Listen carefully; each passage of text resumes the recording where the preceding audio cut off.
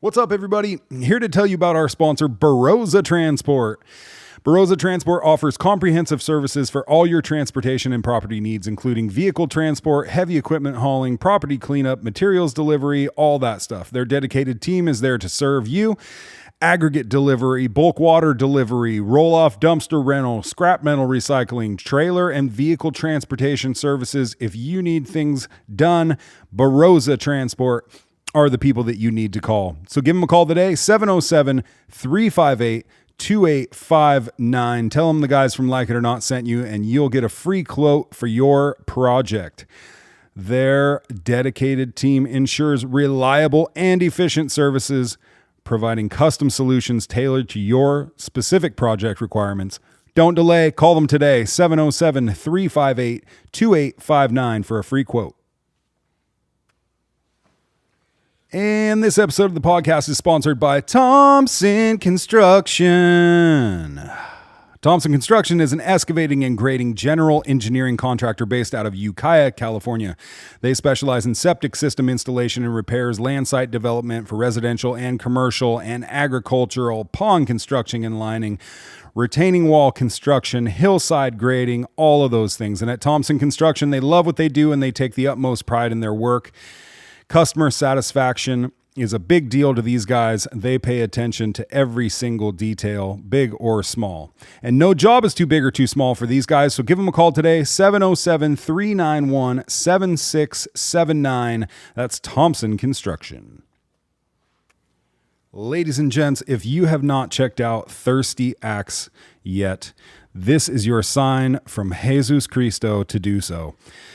Go to thirstyaxe.com and check out all of their upcoming events. But staples there at the Thirsty Axe are the ever popular Wednesday night karaoke night and Thursday night trivia night. Every single week, those things are going on there, as well as live music, live DJs every weekend, pool tables, axe throwing, of course, and you can get a big old fatty grilled cheese sandwich there with your favorite drink. It's a great place to hang out, great place to take friends.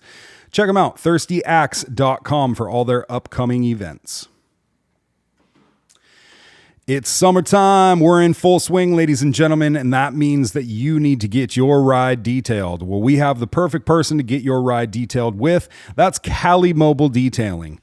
Dude, this dude came and hooked my shit up. A little scrub-a-dub-dub. Sparkly, new, ready to go next. Off the showroom floor, dog. I'm next, dude. I know, you jealous. You better bring the pet hair remover. That's right. He does it all. Provides a professional service, including interior carpet and seat extraction, steam cleaning the tight spots, and applying a professional grade leather vinyl plastic conditioner. That's for Drew for his interior. For the exterior, you get a thorough hand wash, wheel cleaning, tar removal, most importantly, a clay bar treatment, which removes all the contaminants embedded in your clear coat. Okay?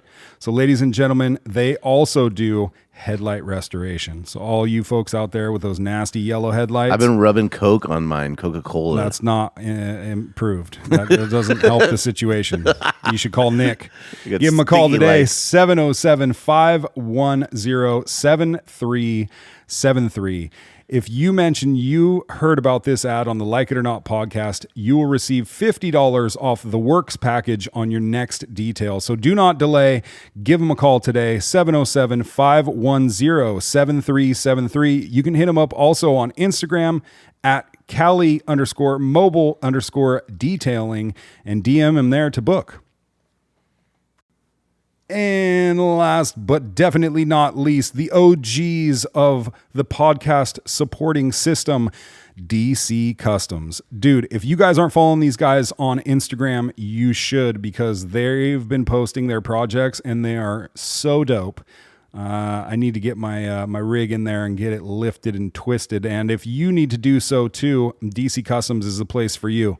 They have a knowledgeable, friendly staff that knows everything about trucks, cars, RVs, boats, anything you want to trick out or make just a tiny bit cooler. These guys are the guys. 707-463-2227 to get your project started at DC Customs, or you can visit them at dccustoms.net to see their full variety of what they do. and they do it well, folks. So give them a call, 707-463-2227. Support the people who support the show, and that is DC Customs. My name is Carter Lane. I'm Drew Nickel. Welcome to the show.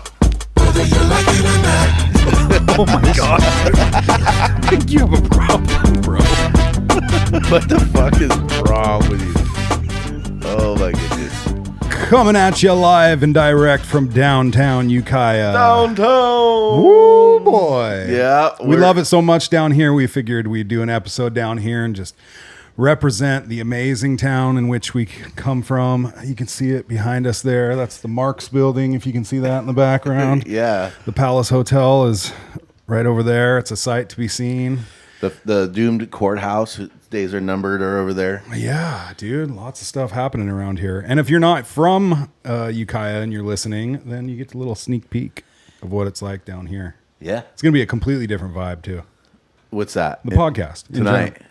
Yeah, just It 'cause we're already in a new is. space. You know what I'm saying? Yeah, we're in my real estate office, actually. So, Dude, don't disclose the exact location, bro. well, don't worry. I'm not telling them the address. I don't want them to show up with pitchforks and They already do. They're just across the street at the courthouse. yeah, Taco Tuesday or whatever.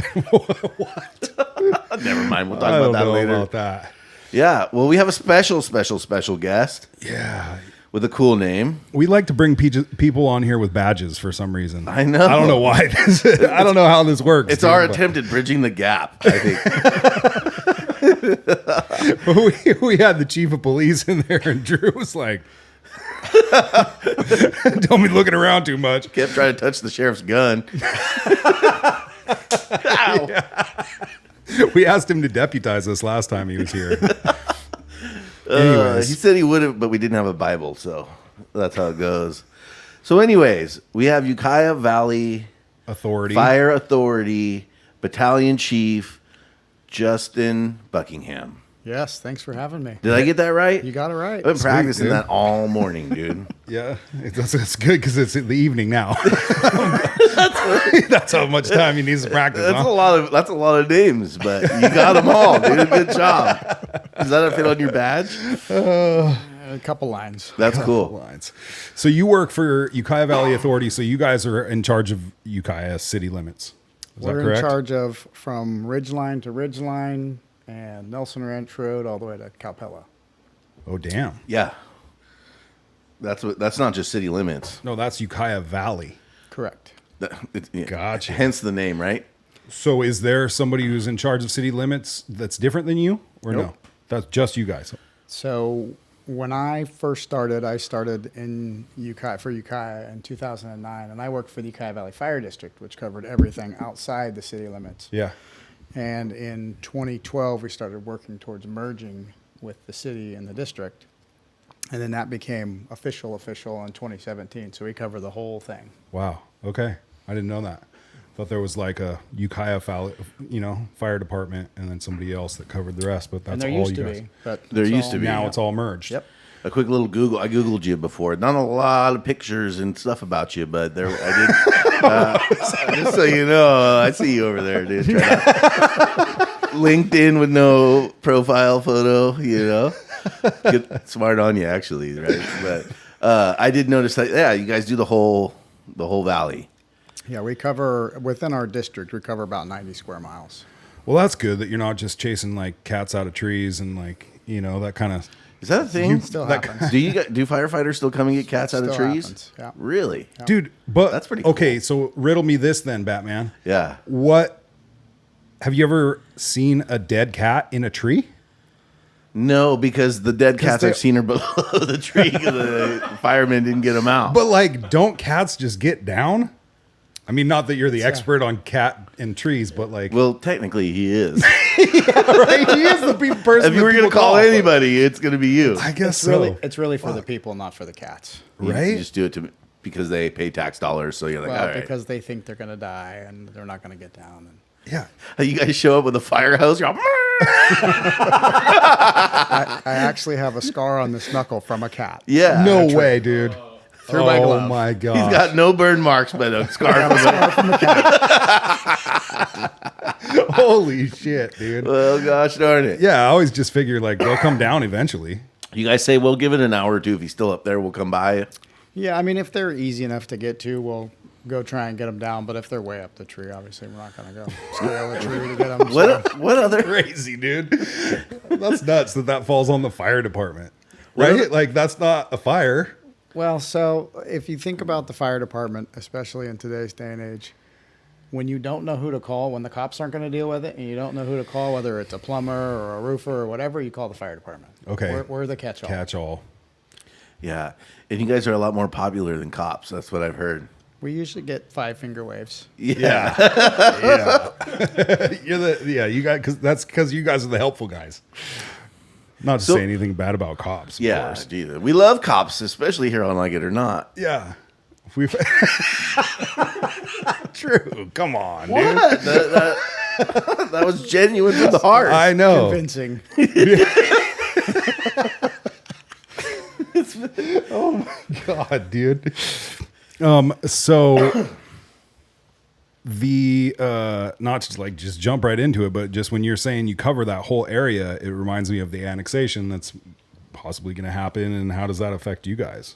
It actually really has no effect on us because we already cover the area. Yeah. Actually, more than the proposed area that the city's looking at. So It doesn't really change what you do. It just, from what we understood from Shannon Riley, it just changed who pays the bill.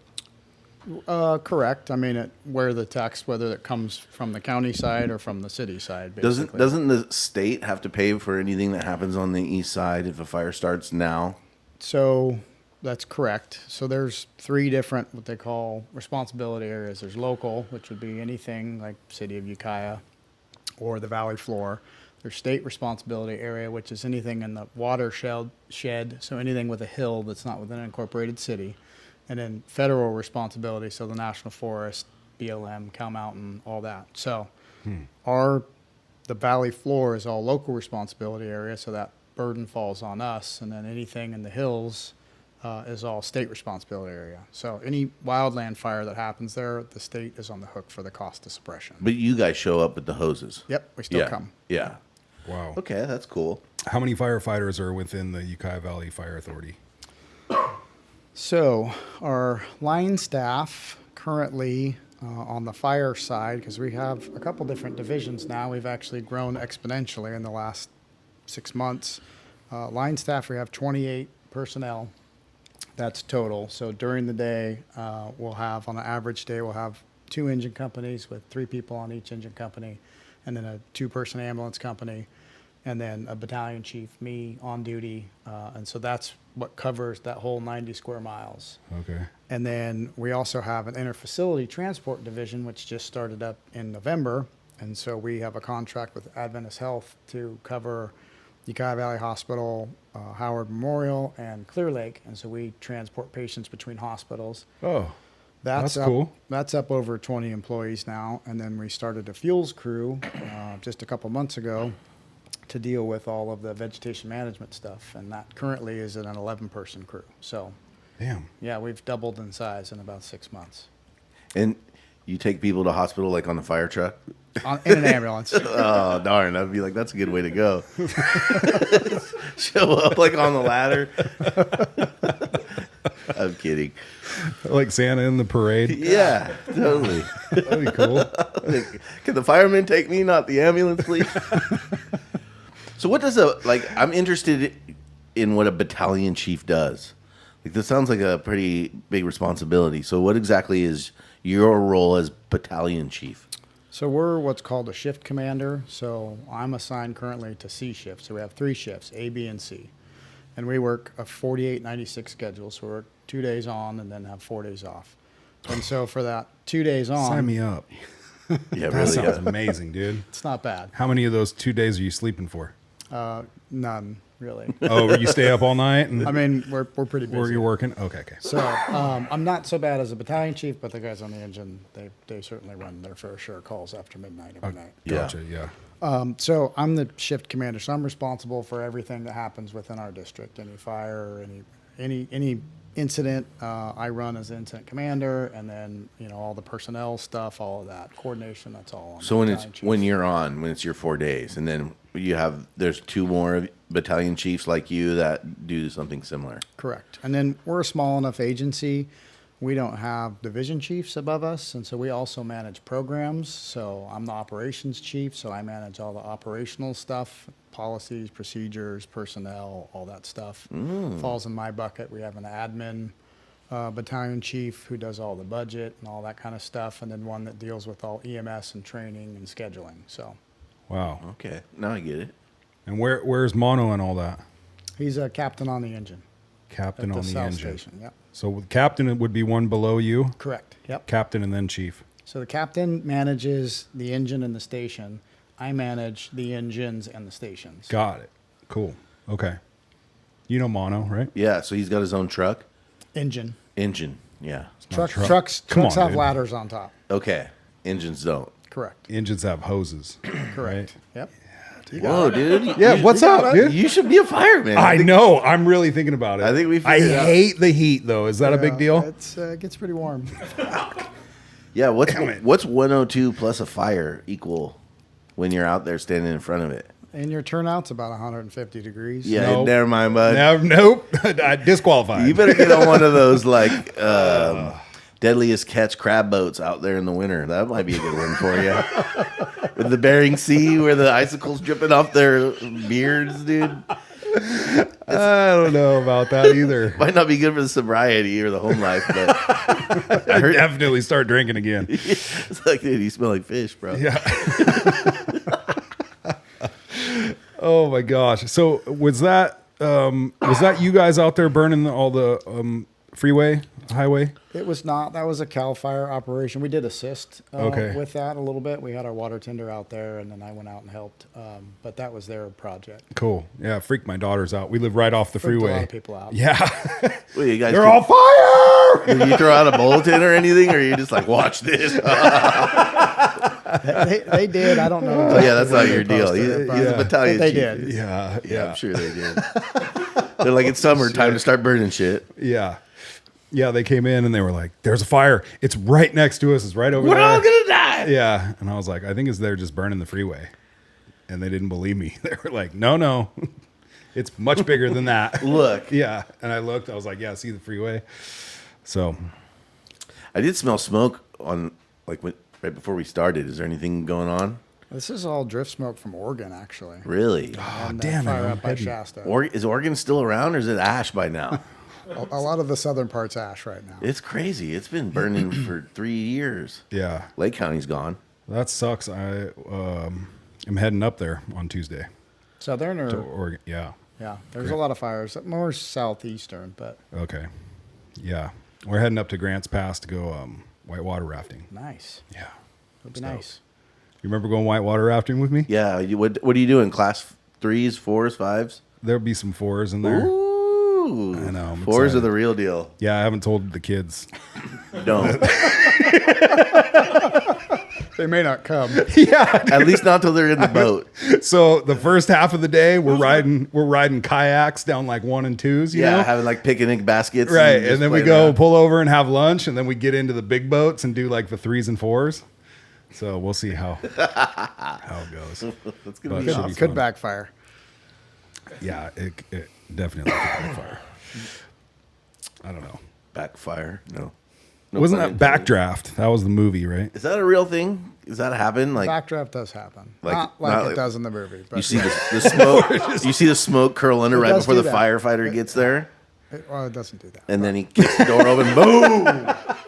But yeah, so a backdraft is basically the fire starves itself of oxygen, so it burns in there. We have three basic premise on fire. Either free burning, it's got plenty of fuel, it's got plenty of air, so it just free burns. Like Or- outside. Yeah, or doors and windows are open or something where there's plenty of fuel and air. There's ventilation limited where there's plenty of fuel, but there's no air coming in to feed it. And so that's what creates a backdraft type scenario. It builds up a bunch of superheated smoke and gases, but it has no air. As soon as you create an opening to let air in, that stuff's already at its ignition temperature. It's fuel in the air. It's like diesel basically Wow. in the air, You put air in there, and it ignites instantaneously, and Boom. yeah. Oh, that's really cool. And then there's What's the third one? a fuel limited where there's not enough fuel for it to keep burning. So, a sparse office space or something that has concrete walls and floor, just the furniture. So, being the area you cover, is the fire season still it's all year round, or does it really still get limited to the kind of the typical what you think of like fire season summer months? Yeah, it's pretty much summer months here in our area. It's starting earlier than it used to start. It's going later than it used to go.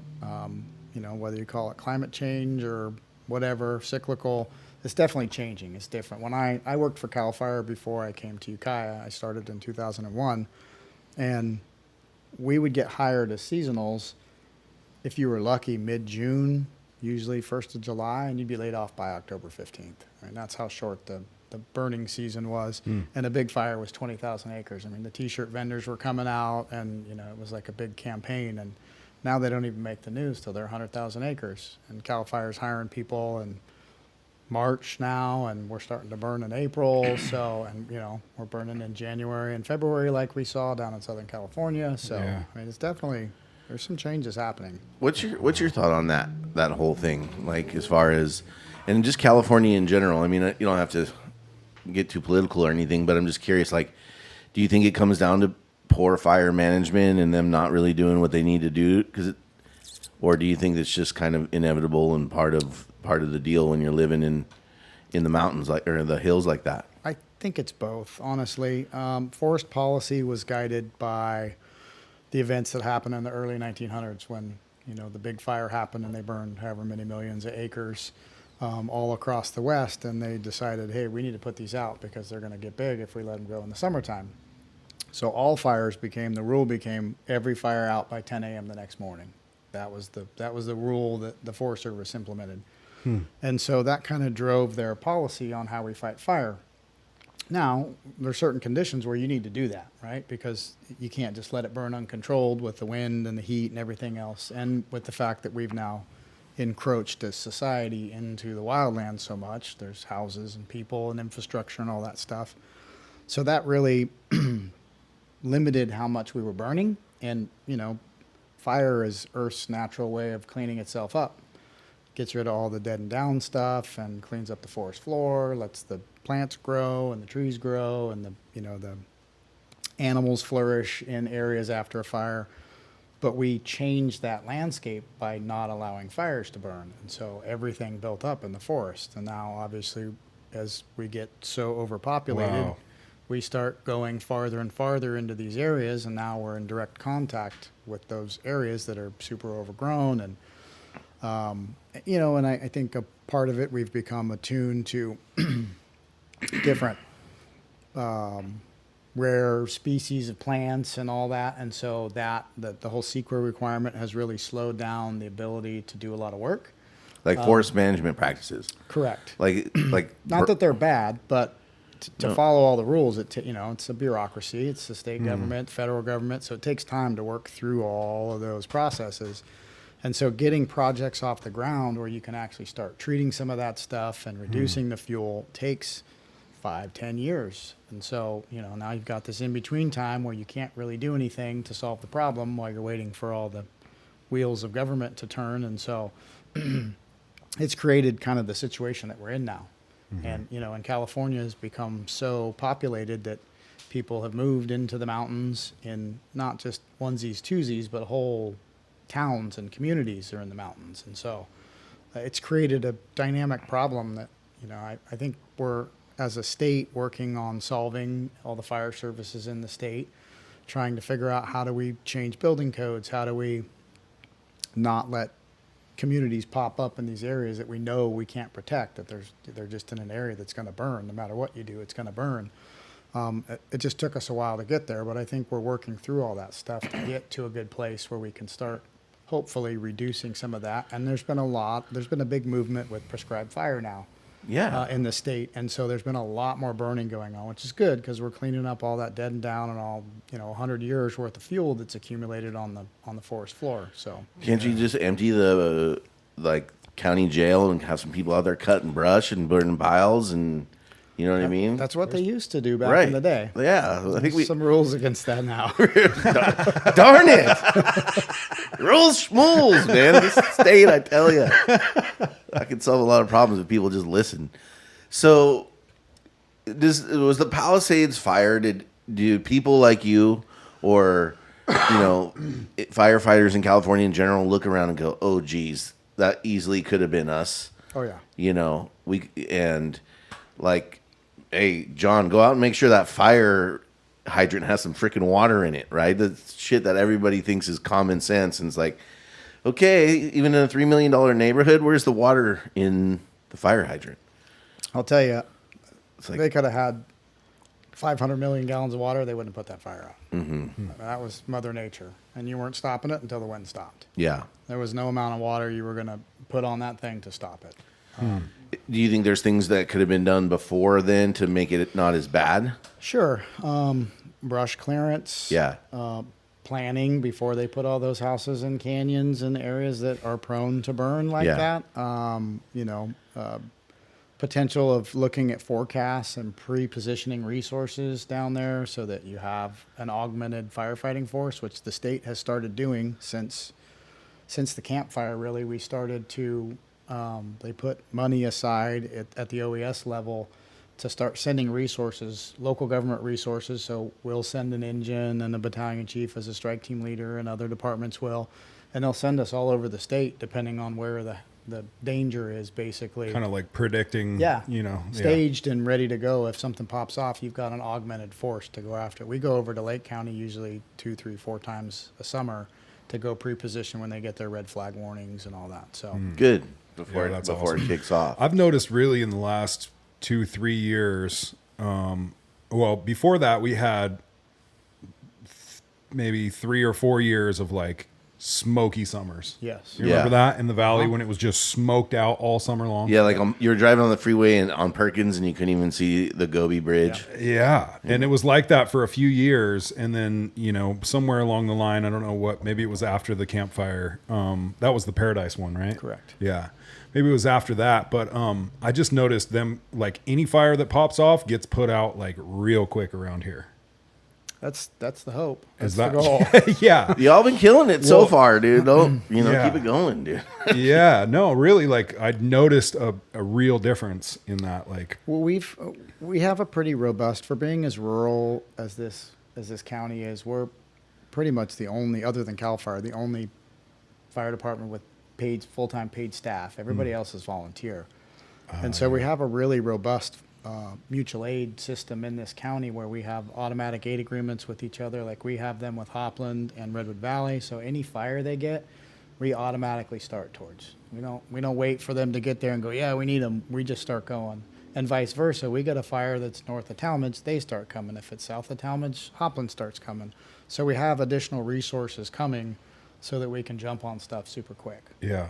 So that's been within the last 3-ish years. We really established some strong bonds, and that's really helped to Yeah. get that stuff moving quick. Yeah. That's been good, dude. Those summers were miserable. Yeah. Not only that, it's like slightly traumatizing. Yeah. You know what I mean? Not that I have been, thank you, Jesus, not have been like the immediate victim of a fire, but like you just smell it in the air, and pretty soon you're like, the hair on the back of your neck stands up, and you're kind of like, oh God, Yeah. please, not another, raging 3 months of solid smoke and just one after another. Disaster. And it feels like that, right? It's just straight disaster. Yeah.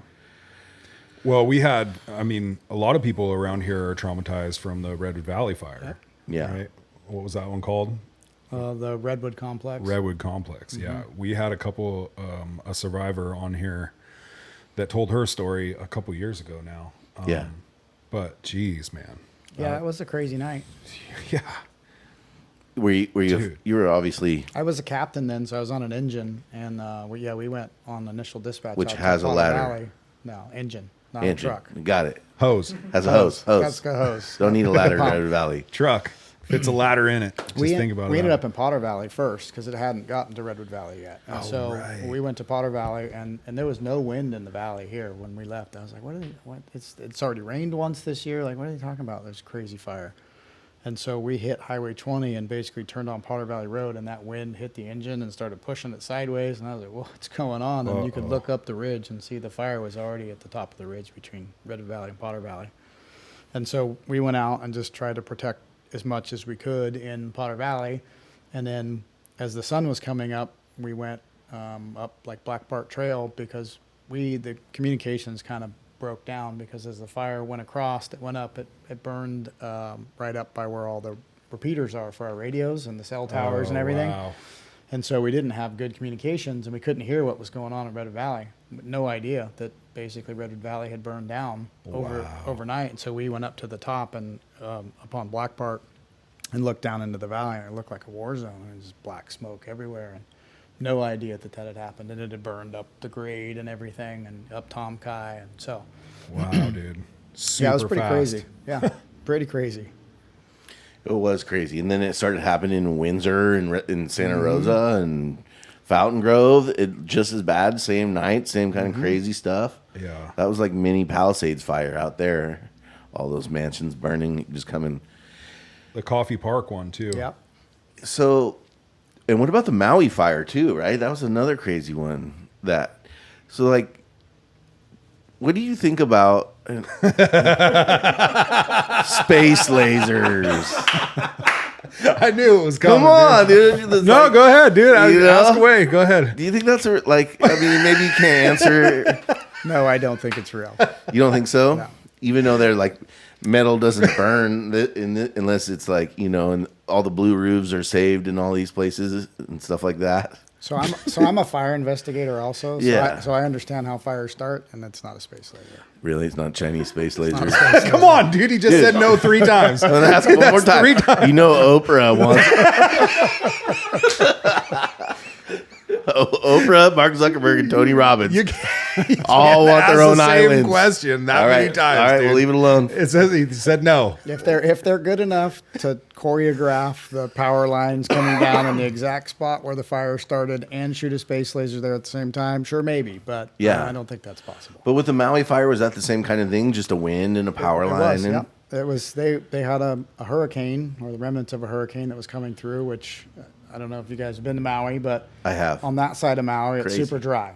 So it's Right. kind of like the desert side. And I had been on vacation there just a month and a half prior to this and remarked at how dry all that grass was on that side. And it's really tall. And so I thought, man, if they ever get a fire with the wind they have here, boy, that could be a bad deal. And all of downtown Lahaina is all old wooden structures, like packed, right on top of each other. Yeah. And so Yeah, I've been there several times. It's crazy. And so we, looking at that, it's basically there was a couple other fires already burning on kind of above Kihei. And so it's an island, right? Unlike California where we have a fire, I start mobilizing resources from San Diego to come here, right? I got thousands of engines I can get here. They're on an island. Yeah. Like, ain't nobody else coming. They Right. got what's on the island, and that's it.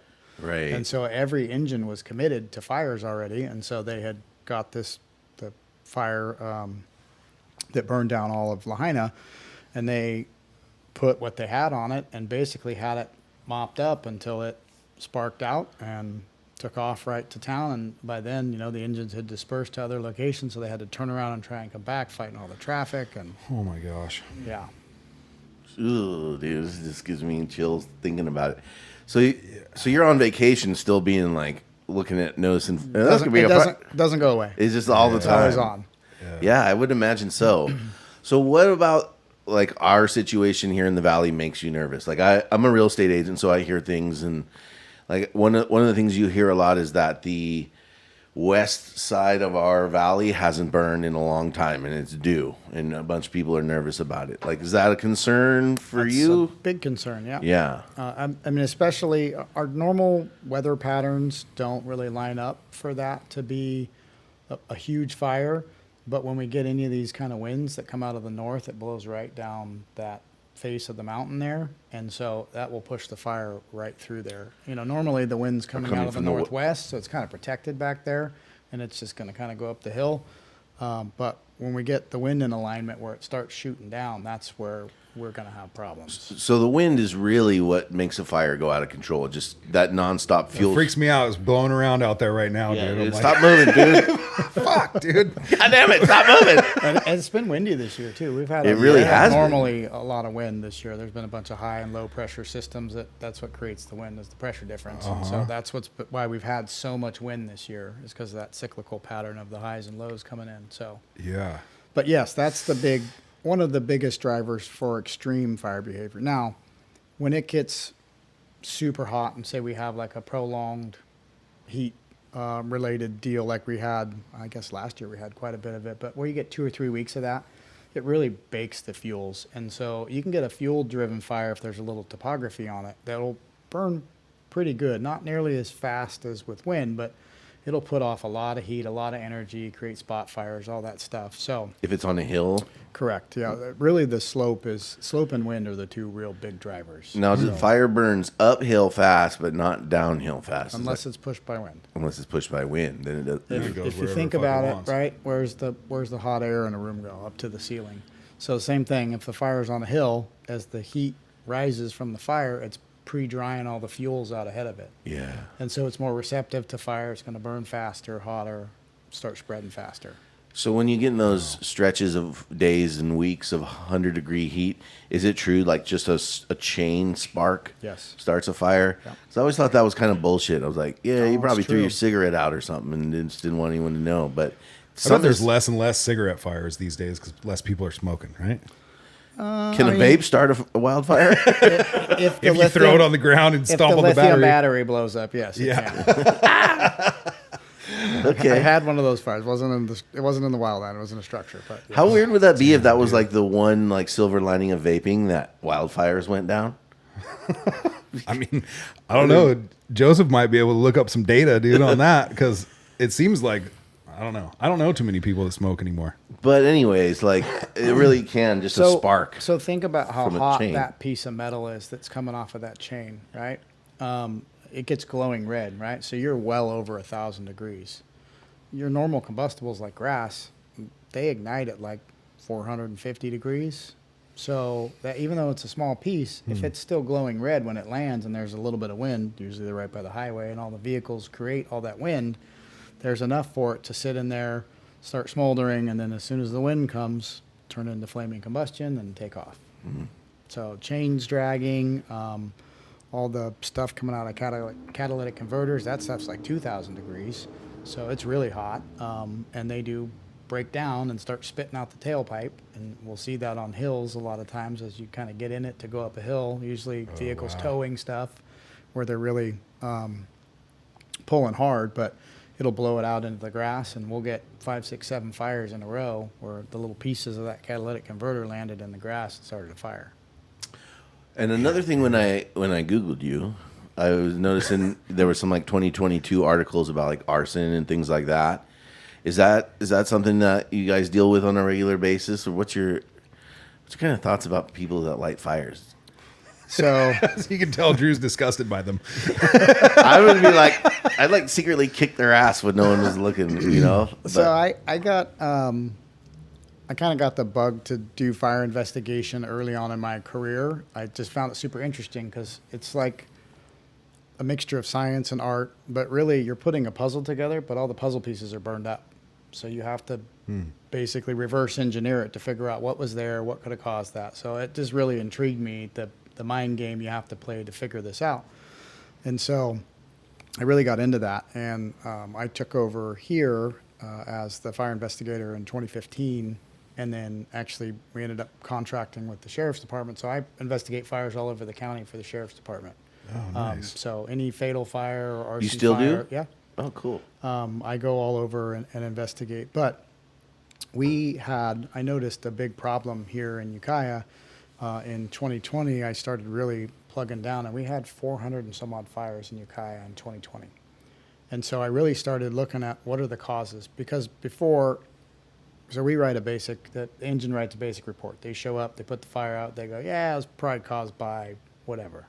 No real investigative effort put into it, unless it was obvious.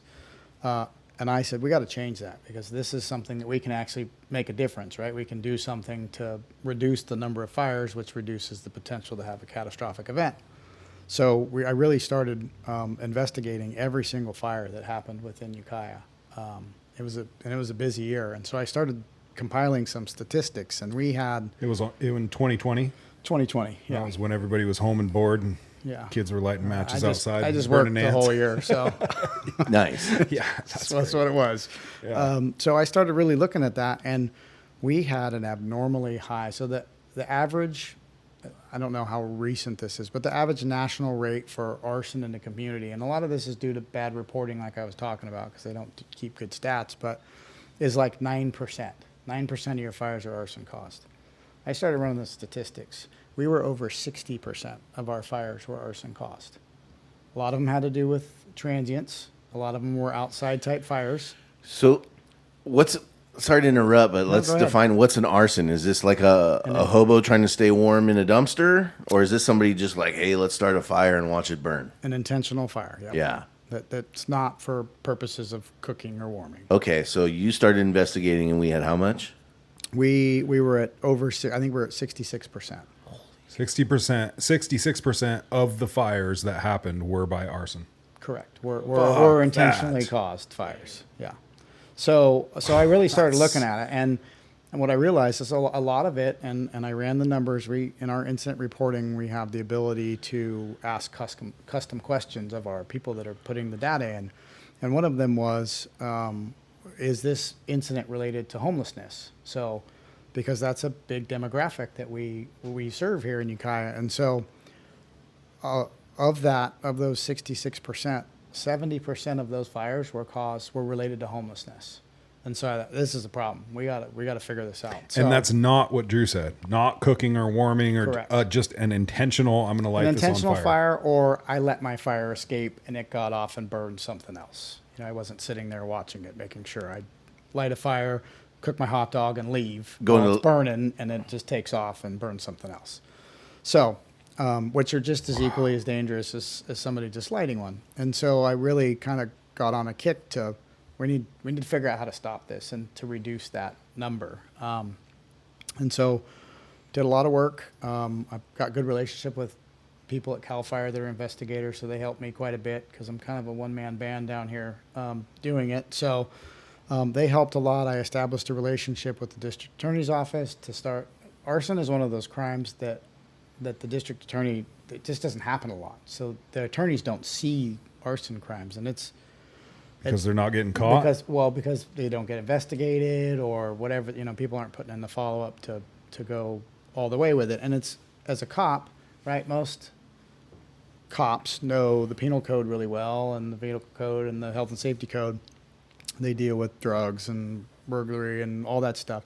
They don't deal with fires. They don't understand fire. They don't know all the nuances to it. And so I really said, okay, we need to all come together. So I met with the sheriff's department, with Ukiah PD, with CHP, and said, okay, we need to start really cracking down on this because it's a problem. And we're going to have a bad outcome if we don't do something about it. And so we established some good relationships, and we started really putting in the effort to follow up on all of these small fires and finding the people that were responsible. And so we ended up, we've had a lot of arrests. I probably had over 100 arrests in the last 4 years of arson-related events here in Ukiah and throughout the county, mostly here in Ukiah. And so those numbers have steadily declined. This year we were at, or 2024, we were at, I think, 42% of the fires were intentional versus 66%, and the number of fires went down to 160 instead of 400 and whatever it was. So through enforcement, through education, when transients do have cooking, warming fires, last year I helped get a resolution adopted to change the city's municipal code that says no fires, no campfires if it's not on your property, if it's not something that you control. And so that gives us a little bit of teeth to be able to deal with people that, go out and start fires and leave. It's a campfire, it hasn't left, but they're not being responsible. So now we have an enforcement mechanism to really, try and knuckle down on that. But really, it's the education component. Like, we're not going to put up with it. We're not allowing people to have fires here. Just period, end. We're not allowing it. You in your backyard of your house, you got a little, burn pit, that's fine. But if you're out in the grass or whatever on some vacant lot and you're having a fire and you're not being responsible, we're not going to put up with it. This is not tolerable here. We Good. don't- And, as you said, with traumatized, everybody in this county is traumatized by fire. Pretty much everybody in California is traumatized by fire. And so we've seen a big uptick in people reporting these little small nuisance fires, which has helped for us to go out and deal with the enforcement and the education component to say, hey, no more. Catch you again, you're getting cited, period, end. Like, this is your warning, no more. And so it's really brought that number down, which is good, because it's reduced the number of fires and the number of arson-caused fires. So all in all, it's been successful, but it's a lot of work. I mean, you got to keep on it, right? Because there's constantly new people coming, And people are just knuckleheads sometimes, right? I mean, that still seems like a high number, 40% though, right? I mean, not that there's not progress and that it's continuing to come down, but like, what's the average in the state? I don't know what the average in the state is. So we report nationally. That's the way our software works. It's what we call NFIRS, the National Fire Incident Reporting Software. And so they compile every city in the United States that submits data. They kind of comb through it and come up with trends, basically. Yeah.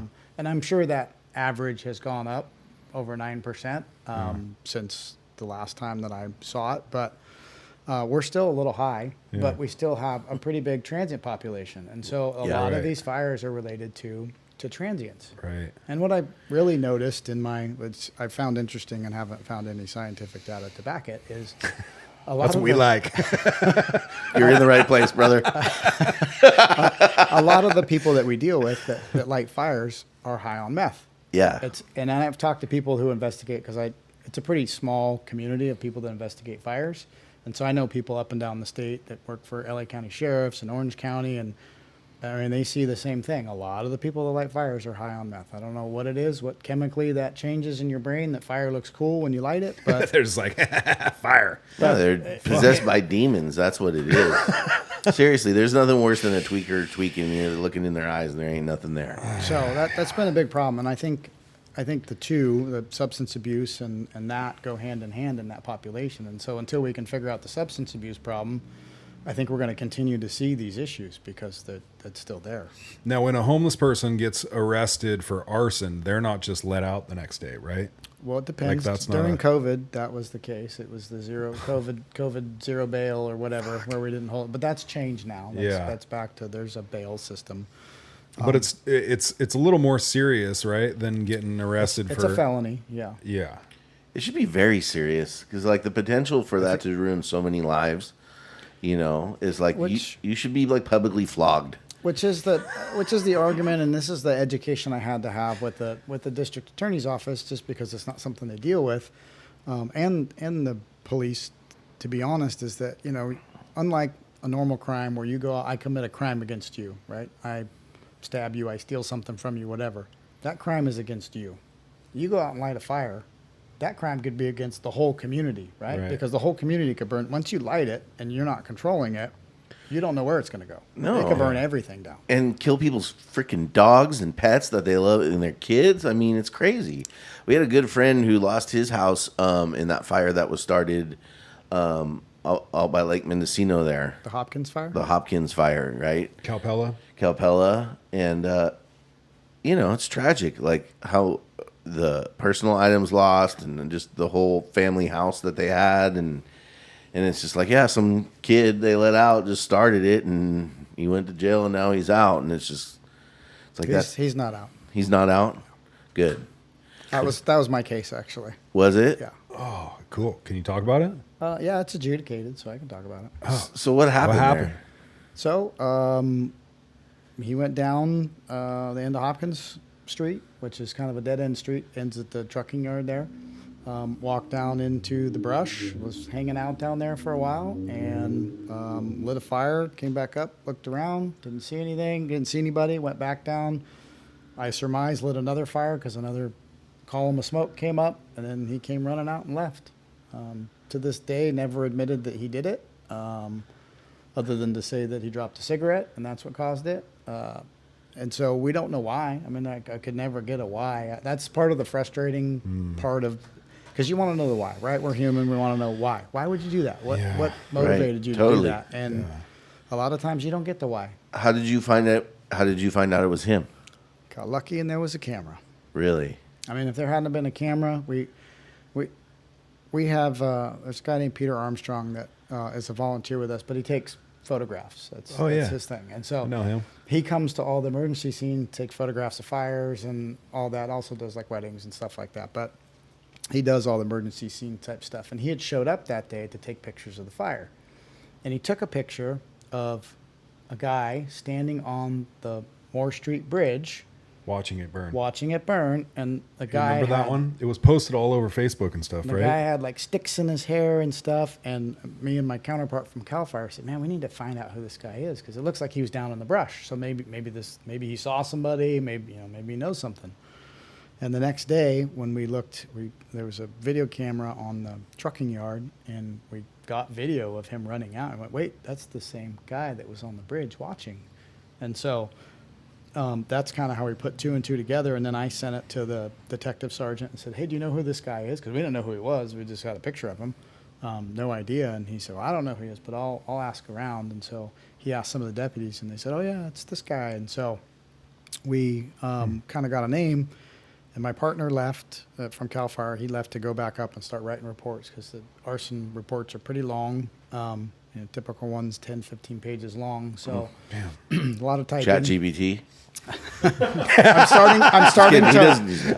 I'm actually starting to learn how to use it, because it's pretty helpful. Actually.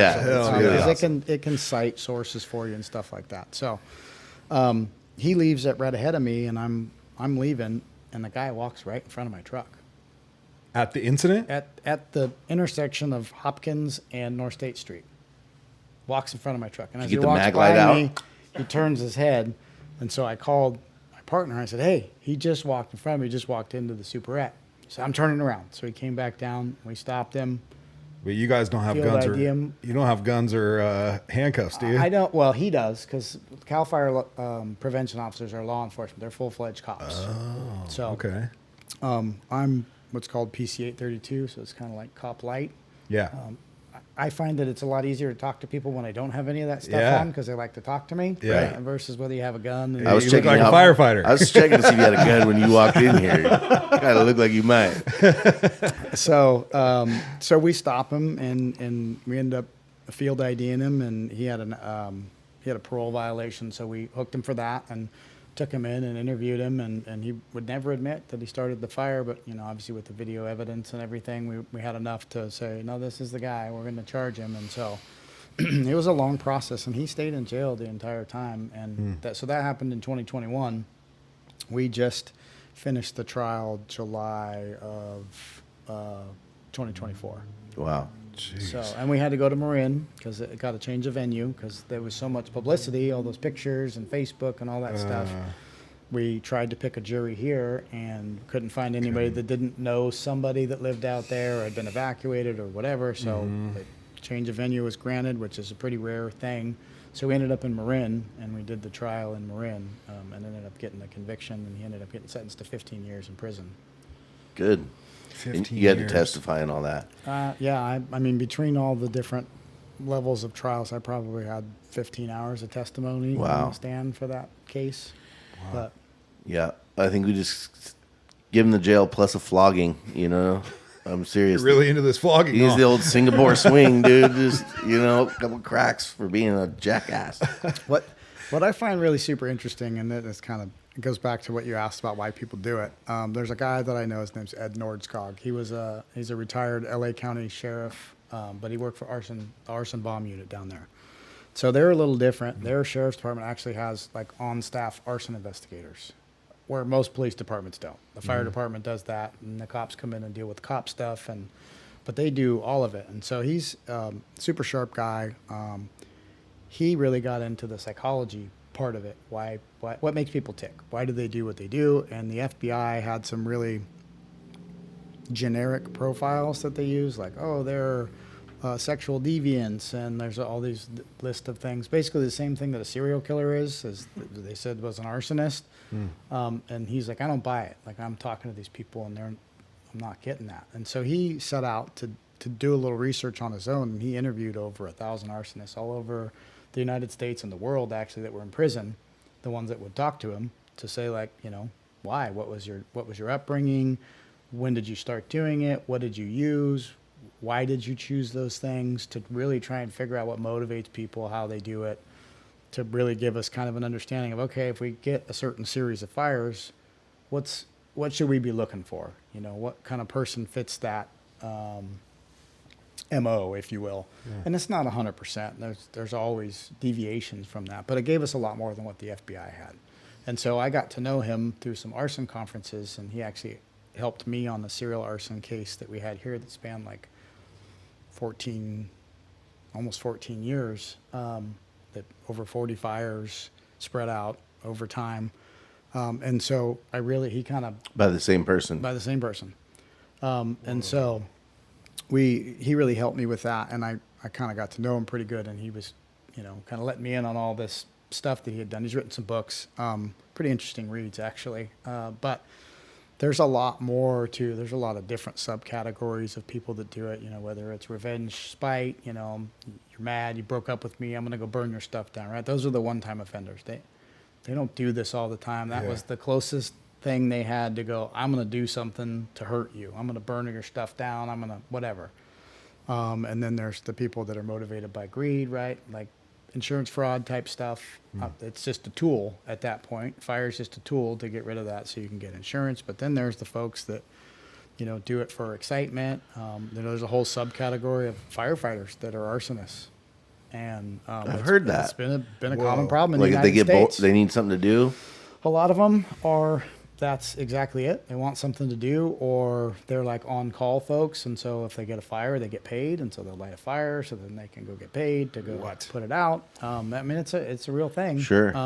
It does happen, and so there's just a lot of really interesting stuff regarding that, and he's just skimming the surface of that, because you need to get psychologically, you need to get a lot deeper than that to figure out, all the things. But a lot of it has to do with a poor upbringing. A lot of trauma as a child, substance abuse, all those things that have now led to this path. And so it's pretty interesting stuff, actually.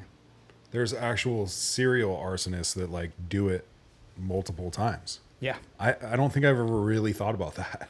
I just think somebody's like, fuck this, and the most lights it off. You know what I mean? But there's the most prolific serial, or one of the most prolific serial arsonists, was a firefighter, John Orr. I don't know if you guys remember that name. He worked for Glendale, down in Southern California, and ended up killing people actually in a fire in a home improvement store down in Southern California.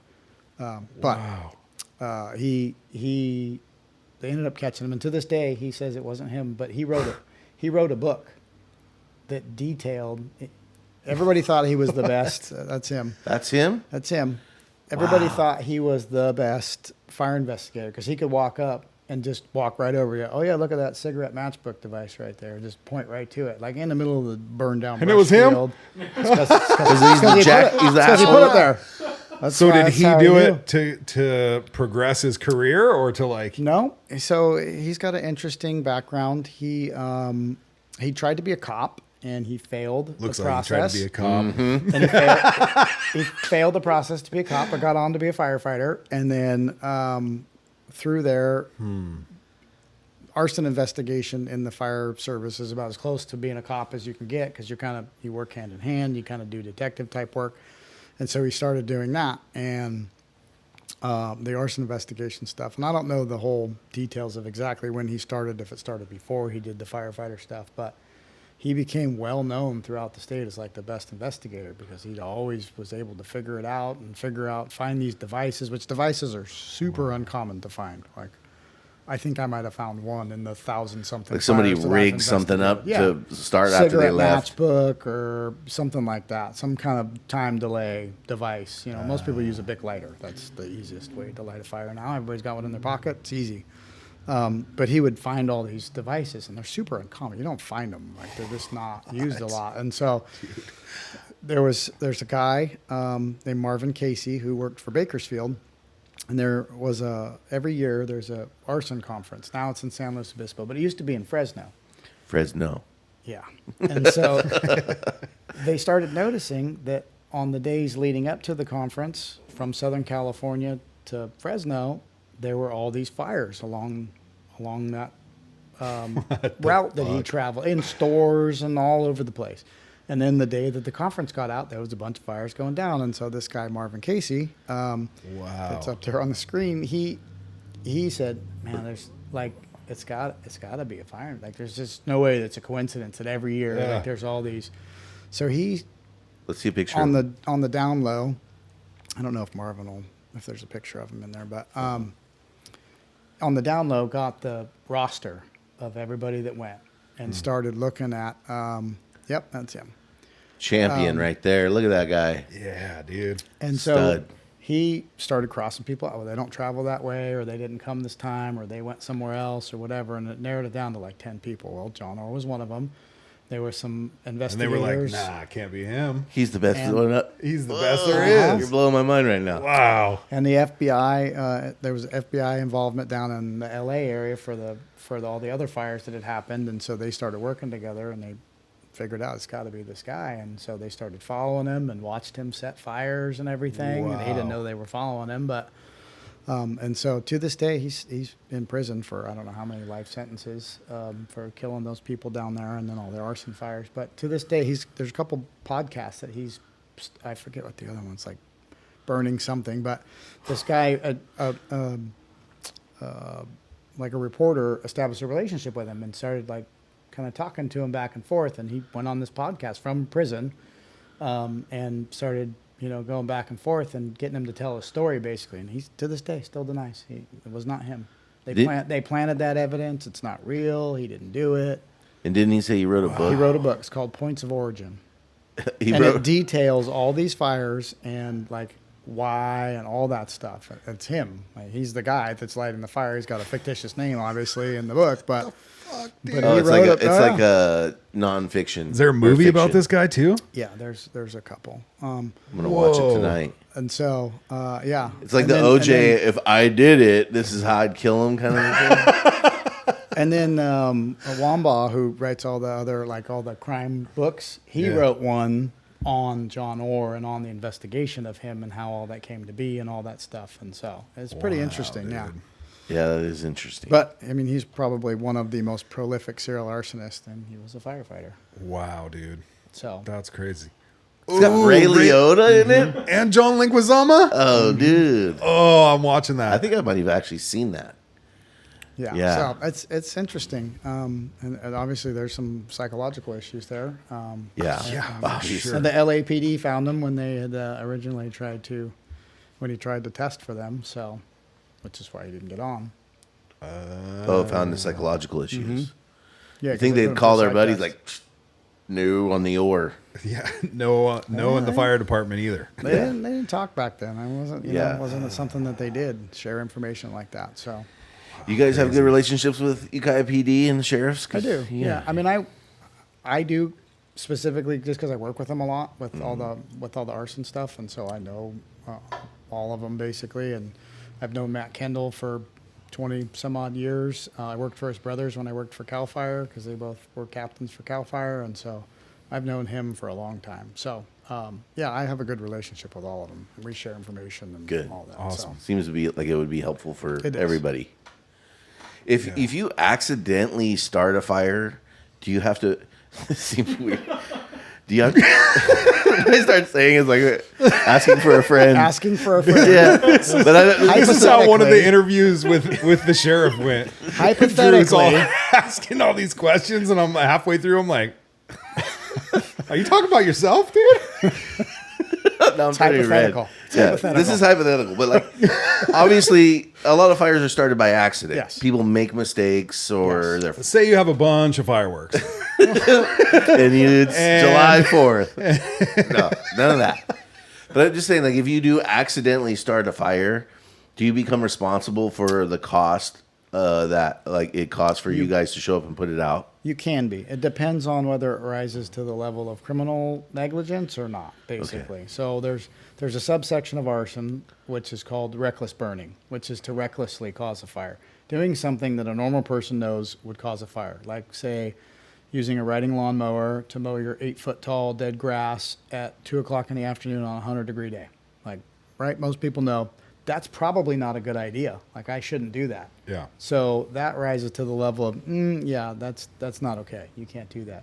Versus you're driving down the road and your catalytic converter falls apart and spits out, and you haven't had any maintenance problems with your car, it just randomly fails. Like, you had no way of knowing that was going to happen. You know, you trust that your mechanic did a good job of keeping your car in working order.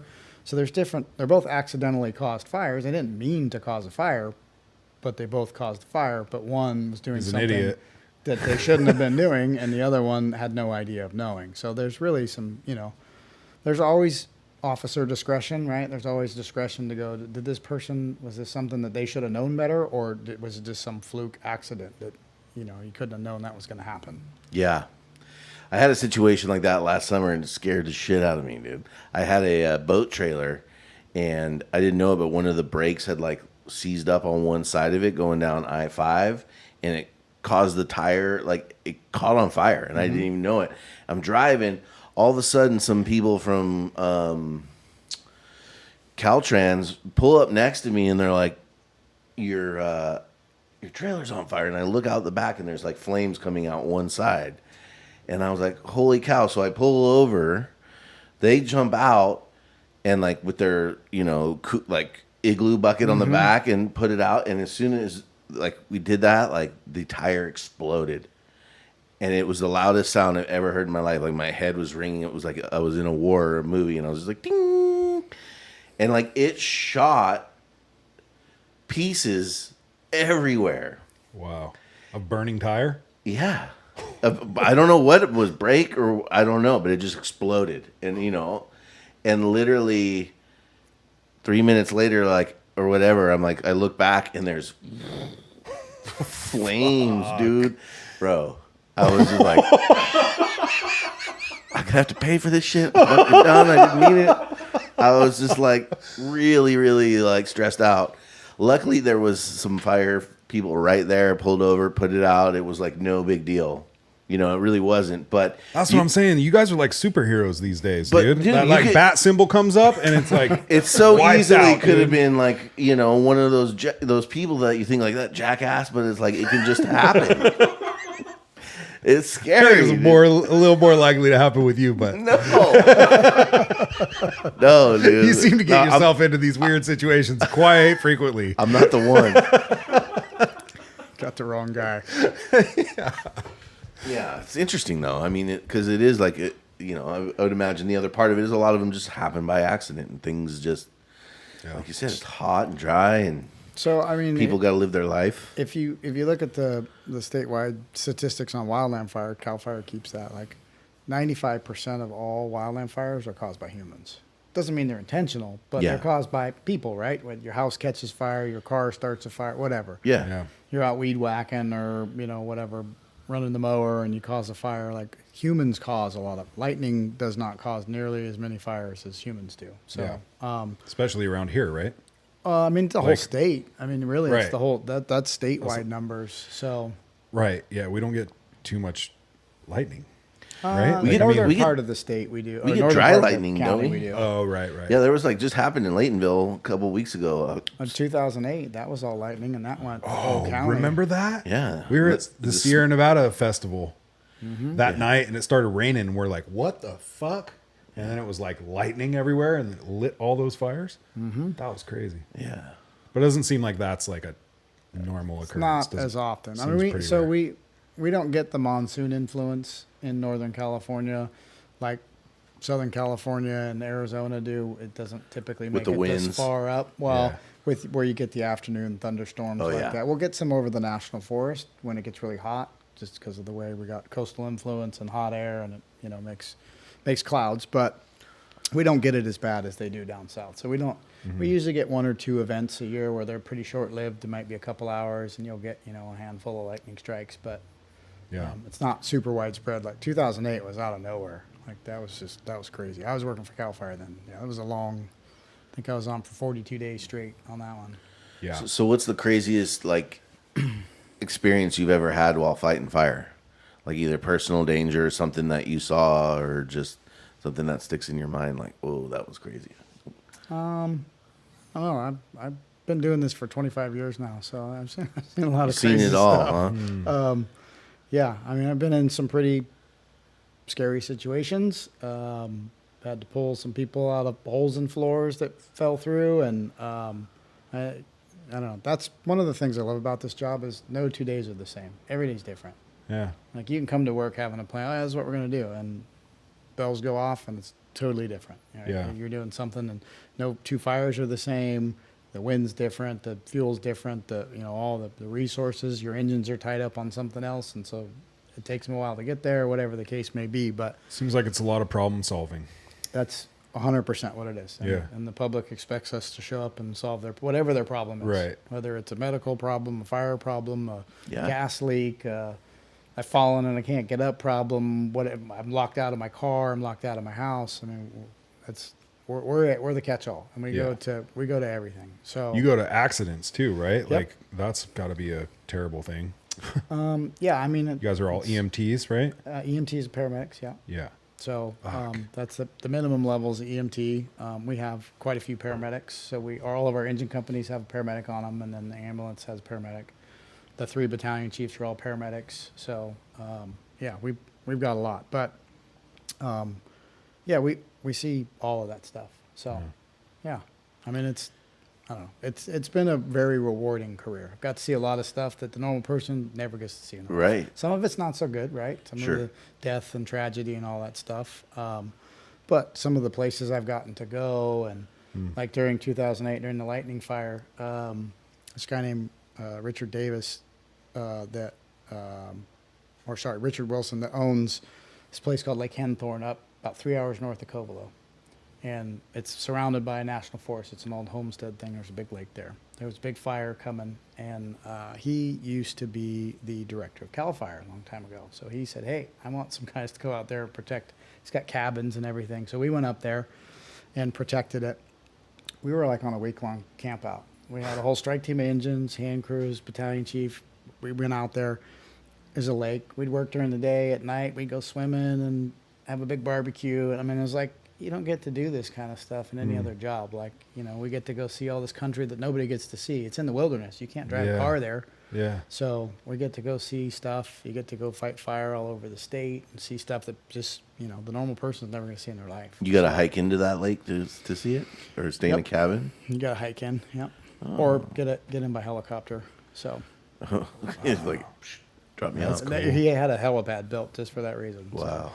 That's rad. So, I mean, there's a lot of cool stuff that you get to see and that you wouldn't see in other careers, other jobs. No 2 days are the same. I like the problem-solving aspect. You're always having to think, Yeah. how am I going to fix this problem in the quickest, most efficient way possible? So, Yeah. You seem like a guy that would be good under pressure. Like, you seem like a pretty calm guy. Hold your hand up like that.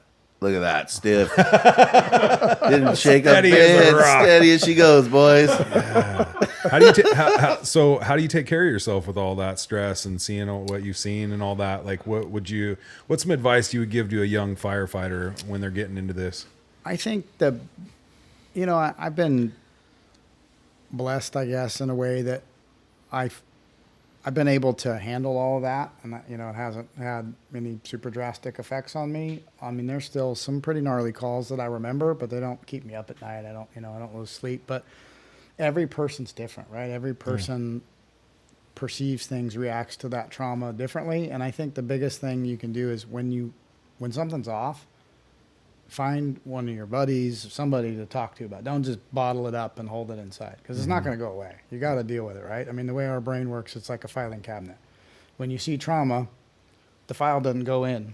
It's just bouncing around back there. And so until you get it filed away properly, it's going to continue to build up. More stuff piles on Mess top. up your desk. And little things start not being able to be filed because they're blocked by the bigger stuff. And so that stuff builds up. And so if you don't take care of it, you don't take care of yourself and deal with it, talk to somebody, figure it out, it'll add up and you'll have issues down the road. And this job, It used to be you work till you're 50 and then 55, and now it's 57. And there's a reason why we retire early, just like cops. Like, you can't do this job forever. I mean, A, physically, it's really hard on your body to do. And B, mentally, it's really hard on you to do. And so you can't do it forever. You can only, the cup can only hold so much before you're like, all right, that's enough. I can't, Yeah. my knees don't work no more. My back's hurt every day. It's a hard job. And so that's why the retirement age was lower than most other professions, because it's hard. It's hard on you all the way around. And so, and that's, something that, at least when I started, you knew when you got into it, like, yep, that's the way it is. Like, I'm signing up for this. I know what I'm getting myself into. But that wasn't a thing when I started. There was no like, hey, you need to talk to somebody and make sure you're doing okay. You told some crude jokes on the way back to the firehouse, and then you didn't talk about it anymore. Right. And you just went on to the next one. And that's just the way that it was. For me, it worked. I didn't have any ill effects, but I've seen lots of people that it didn't work for. And every person's different. And so luckily that stigma has changed in that culture around being willing to say, hey, that messed me up. I need some help. Which I think in the long run will keep people from going out on burning out PTSD stuff and starting to drink and ruining their marriages and all that stuff, which is was a very common thing in the fire service and in law enforcement, because you just become super self-destructive. Yeah. And so that's changing now, and it's getting brought up like, hey, it's okay to say that you're not okay. Like that's okay. That's normal. You're a human. You're not meant to see this stuff. Like, it's not. Especially not on a regular basis. Yeah. Once or twice, we're all probably going to get a little dose, but constantly as a job is a lot. It's a lot. Yeah, and I don't know, maybe it's Murphy's Law, but they all seem to come in waves. It's not like you see one and then you go 2 years and you don't see something. Like, you get one and then you get 5, like in a short span. And you're like, wow. Oh, man. And then you may go 2 years without seeing one, and then you get one and then you get 4 more. And you're like, so that stuff adds up when, just compiles if you don't deal with it. So, yeah, that's good advice. I think in general, the culture around like males, especially, of like, you just deal with it and you're stoic and quiet, and I think that's starting to change more and more. I agree. Yeah. I've seen it, at least in our organization. I've seen that that shift. Right. Yeah, that's pretty cool. Yeah, I think for the reasons that you just highlighted, it's helpful for longevity, right? And in performance and all those things. Like, let's not pretend we're okay when we're not. And we as Makes sense. as managers, as supervisors, as leaders, all right, our biggest investment isn't the $1 million fire engine, isn't the $2 million ladder truck. It's the people that get on it, right? They're the ones that get the job. The engine's no good if I don't have somebody on it to put the fire out or to use the tools. Right. The biggest investment is the people. And so we have to prioritize making sure that we're taking care of the people so that they can keep taking care of the rest of the people that they're here to serve. And so that didn't necessarily used to be the thought process in the fire service in general. It was, you just tough it out. You just keep going. And we're realizing like, oh, now we really need to make sure that we're taking care of people. If we want them to, we invest a lot of money in people, right? Sending them to training and all of that stuff. We put a lot of money into people to get them up to where they need to be to function. And you're throwing it away if you're not taking care of them. So, and then obviously it's not just that, then there's the home life aspect and the destructive behaviors and all that stuff, right? And it trickles down to their kids. And so it really, that shift has happened, or is happening, I would say, in those places. So that's Good. What do you think is like some like advice we give people out there that are watching this as far as prevention? Like, if a fire does break out, Yeah, we're in the middle of summertime, and it's kind of help them keep their house from burning down.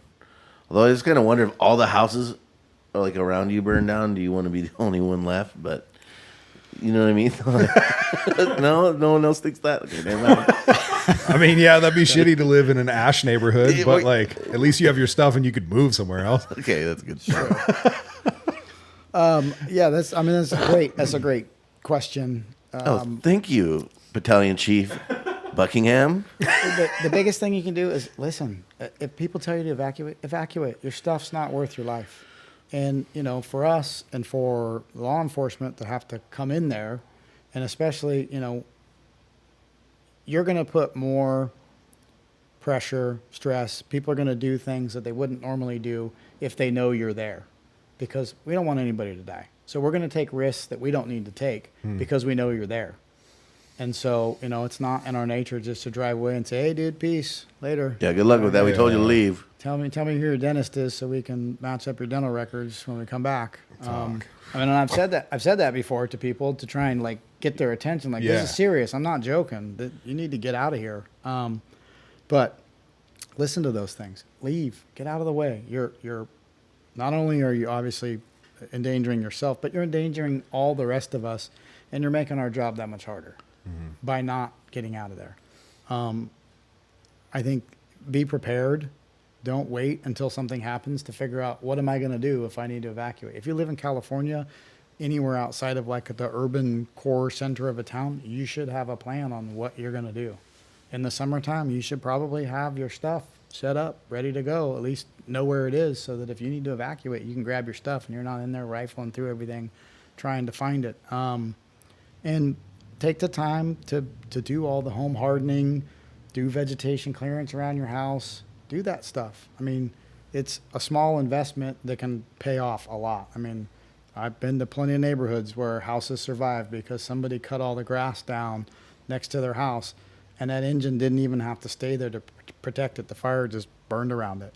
And in others where beautiful house, it was stucco, tile roof, and they had grass and brush going right up to the side, burned down, because they didn't take care of the vegetation around it. So, and everybody likes their vegetation, but it really is important to keep it away from your house, because that's what burns your house down. Are you talking like rose bushes and shrubberies, like even that? Anything Shrubberies? anything that'll burn. I mean, if it's going to carry fire, once it gets impacted, it's going to carry fire, and it's going to go right up into your eaves if it's close to your house. Trees and anything. What about do you see green grass burn?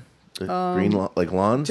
Green grass typically doesn't burn. Depends on how much dead component. So every plant obviously has a dead component to it. You can't see from the top, but it'll slow the fire down, which is much more manageable than if it were dead, obviously. So that's a good break if you have that.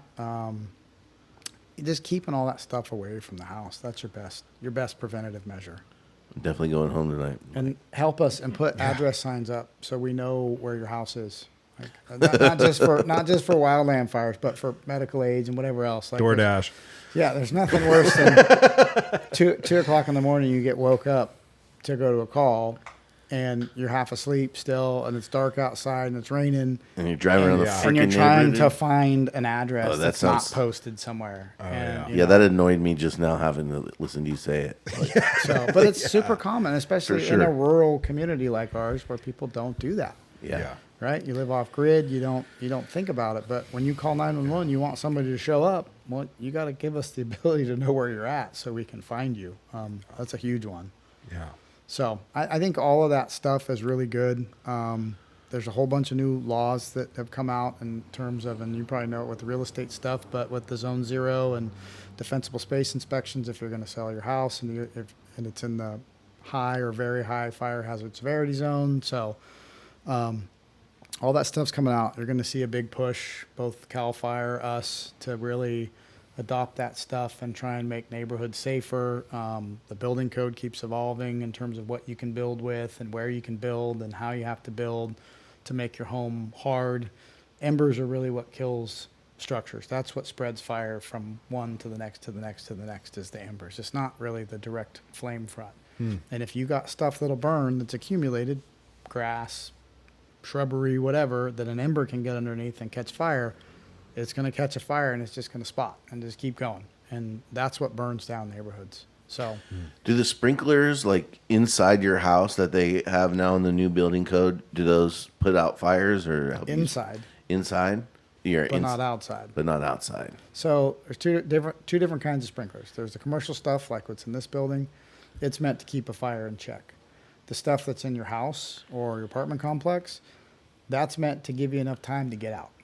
It's not meant to put sprinklers in houses now? Yep. It's state law building code. If you were going to build a new house, you have to have these sprinklers in it. They which won't adds look a like lot. this, but No, they won't look. Yeah, but it adds a big cost, right? So that's kind of what, you know. It's not huge anymore. Now Yeah. you can use PECs and do all that. It's not nearly as restrictive as it used to be. That's good. In terms of building cost. I mean, everything in California costs a lot, but the idea is to save lives in a residential setting. Is to give people the time to smoke alarms, check your batteries. The whole purpose of that is to wake you up if you're sleeping, so that you can get out. And the sprinkler buys you time to keep the fire in check long enough for you to get out, so that you don't die. That's the whole premise behind those. It's not to save your house and save the insurance company money. It's really so that you can get Save out you. and you don't die. I mean, that's so. All right.